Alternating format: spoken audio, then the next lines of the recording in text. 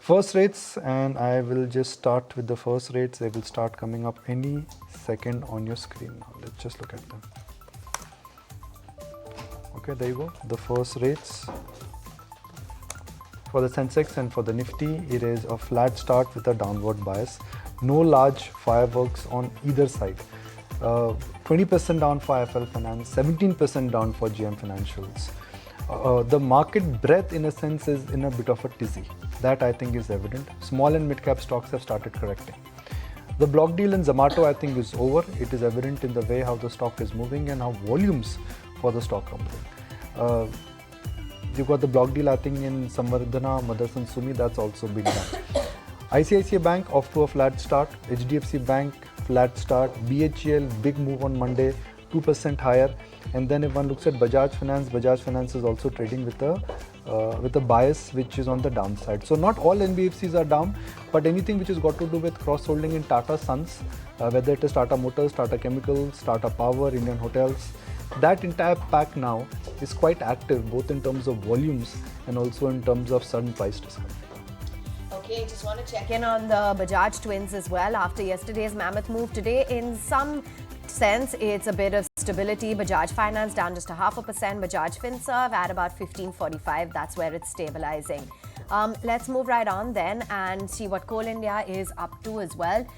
Do remember that's one of their mines have got the environment clearance to expand their overall production capacity. That's stock active.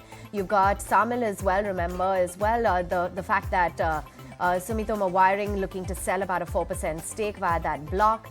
Something like a Suven Pharma, there has been the dividend policy payout, a little bit of from the investors, so checking in on that stock as well. Zomato, as Nikunj said, the overall block deal has just played out and that stock is well in the spotlight, down about 2.5% in trade.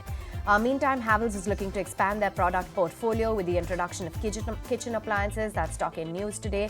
And the REC board is going to consider a third interim dividend. So a quick check-in as to how that's doing in today's trading session. MGL as well. CNG prices cut by about 2.5 rupees with effect 6th of March.